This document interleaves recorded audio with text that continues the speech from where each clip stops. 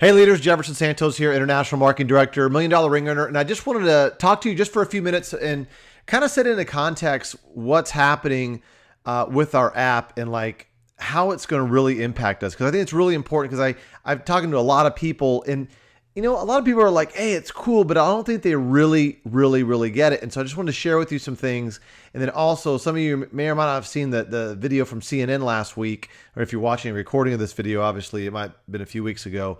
It was literally validating what we're already doing. So it's a big deal. And I want to show you that clip. There's a few things that I want to share with you first before we do that. And so obviously, as you know, we're beta testing the Dreamtrips app right now, and it's literally becoming the hub for our entire ecosystem for World Ventures, just like iTunes is the center hub of the ecosystem for Apple, right?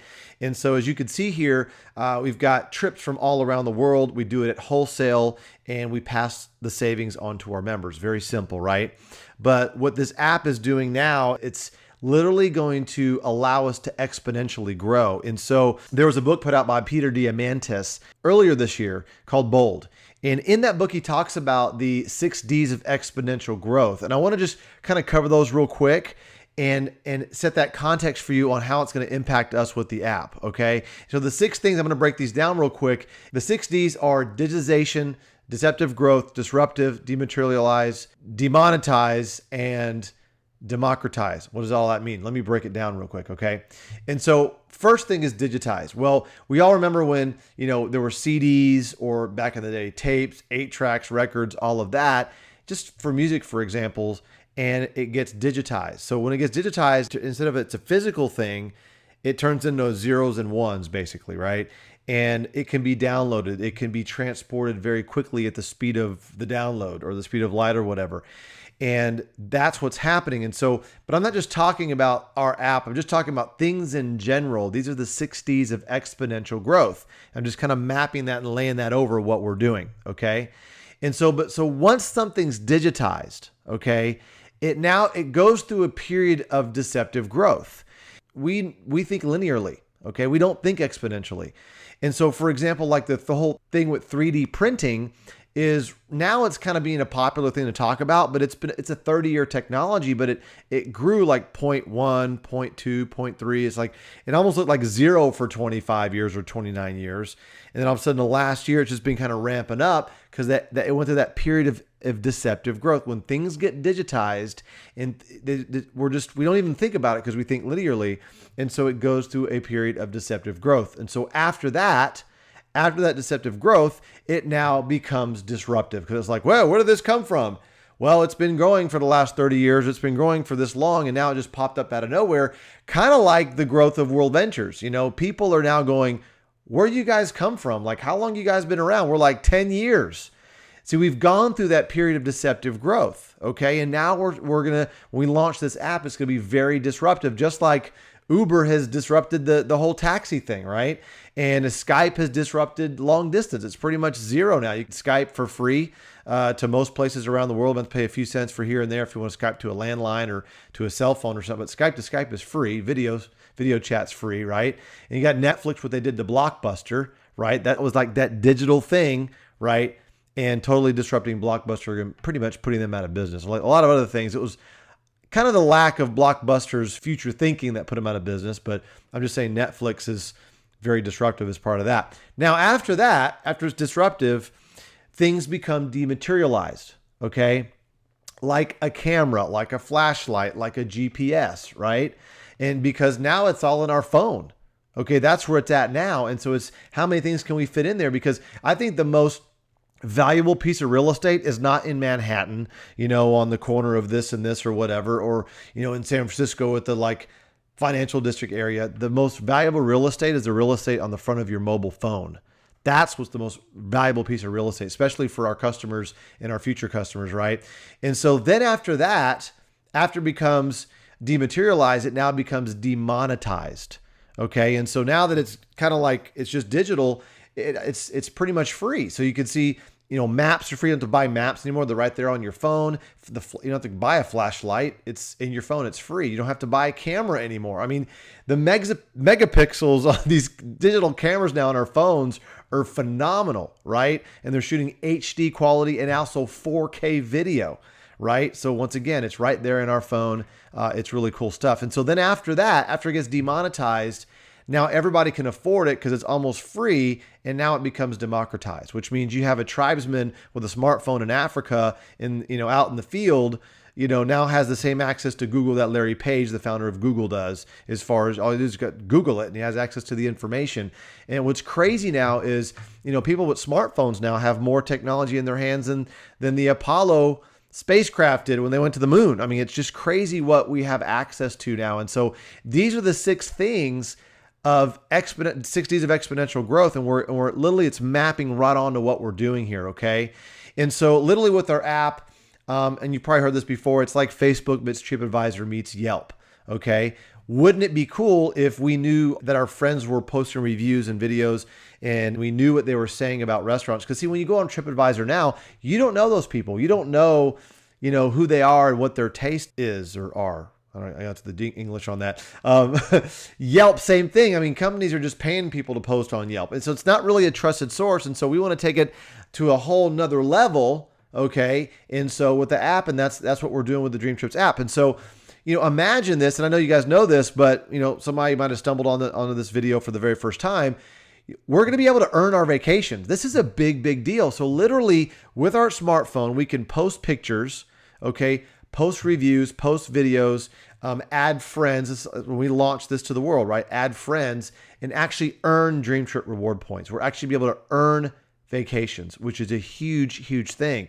And so here's what we're doing, guys. Like right now, the ecosystem is, it's members and reps. Members are people that are just customers and they've bought the membership and they're just traveling, and reps are people that are promoting the membership, okay, and making money from that or whatever. And so, but what's going to happen when we release this to the world is the whole pie is going to get bigger, because we have this entire travel community engulfing all of that. Because when we release this, you're going to be able to have your friend download the app from you for free. Remember, the digitization and demonetization of the type of stuff I just talked about is free now. So literally, how fast does it take to all of a sudden have one person download it from somebody else, and within 4 or 5 minutes, it's already 5-10 levels removed from you. It just can get very crazy. Virality of this thing is just crazy. Okay.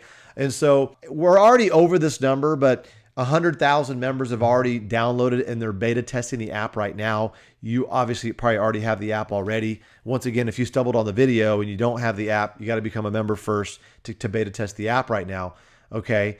And let's just say out of those 100,000, they invite 4. Okay. And 50% acceptance, 3 generations, 1.5 million.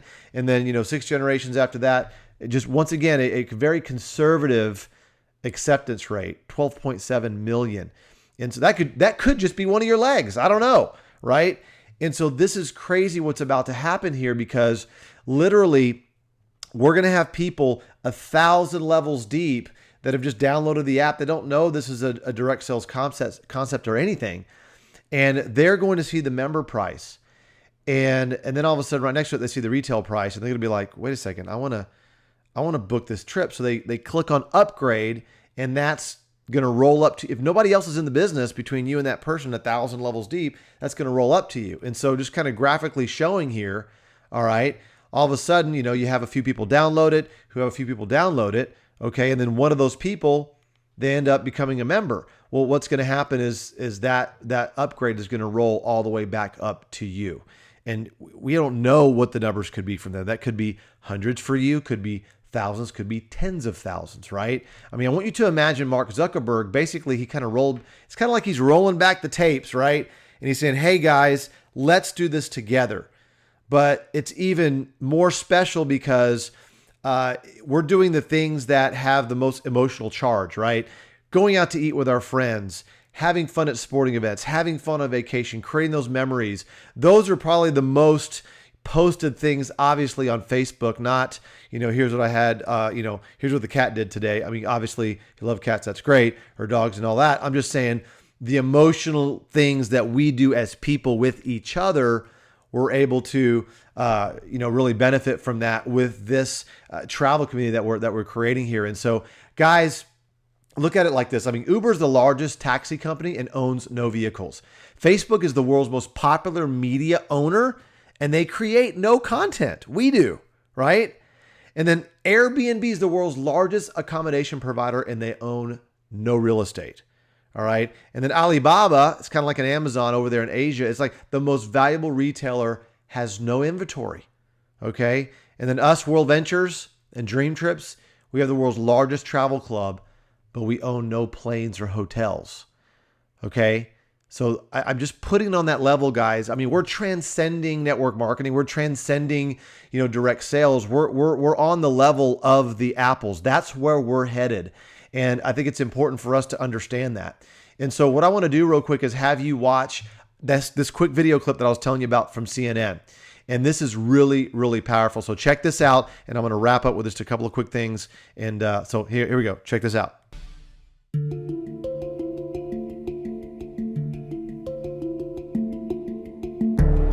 I think today travel transcends all political and basic problems that we experience. It's become a lifestyle choice. People will travel no matter what.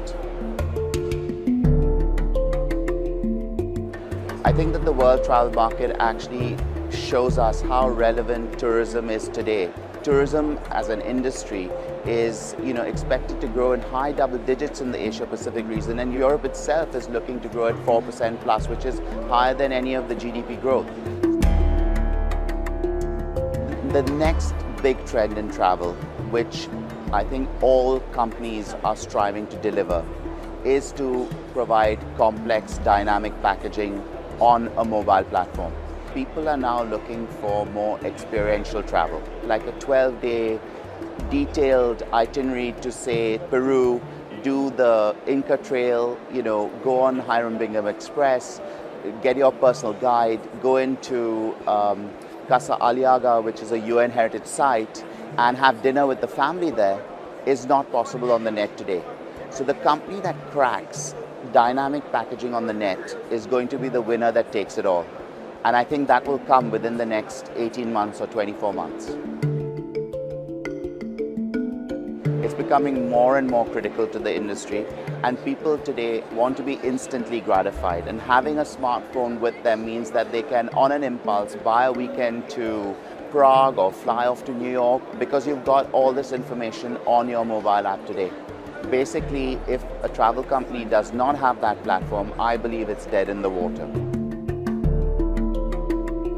I think as an aspiring, successful CEO, you have to be customer driven, but more importantly, be able to take whatever you have as your product and be completely rational and analyze whether it's relevant to what is going on today. If it's not, go down to basics, throw out everything that you have and start from zero base, provided you can meet your customers' demand. And so I think it's all about creativity and adaptability to survive in this environment. So that's powerful stuff, isn't it? I mean, I don't have to really say anymore. That's validating. I mean, CNN doesn't even know who we are. Peter Kokar doesn't know who we are. And that's third party just talking about the travel industry and showing the future and talking about that. And that's exactly what we're doing right now. And so we're already we either get disrupted or we disrupt ourselves. And we've already disrupted ourselves by, not changing the business model, but creating the app and then having the app be the hub. And literally, guys, here's what's happening. It's like we're a 10-year-old company, which we are, but we're in the pre-launch phase, because we have this runway of pre-launch right now before the app comes out. Okay, but once the app comes out, it's just going to be a huge explosion. And so the key thing right now is you've got to build the army. That's our job. That's what we have to do. We have to find people that are looking for us. We got to find people that want to have more fun, freedom, and fulfillment in their lives, right? And so we cannot let any grass grow under our feet. 2015 has been an awesome year. 2016 is going to be our breakout year. Literally, guys, we're going to finish out 2015 around $650 million in revenue. Okay. And we're already on track, and based on the projections and where we're going, and especially with the app being launched, I mean, we're easily, going to surpass that $1 billion mark in 2016 based on where we're already going. All right. We're going to do it together. We're going to be making history together. It's going to be awesome. But guys, let's go build the army. I look forward to seeing you at United. It's going to be awesome. Look forward to seeing you at our next event.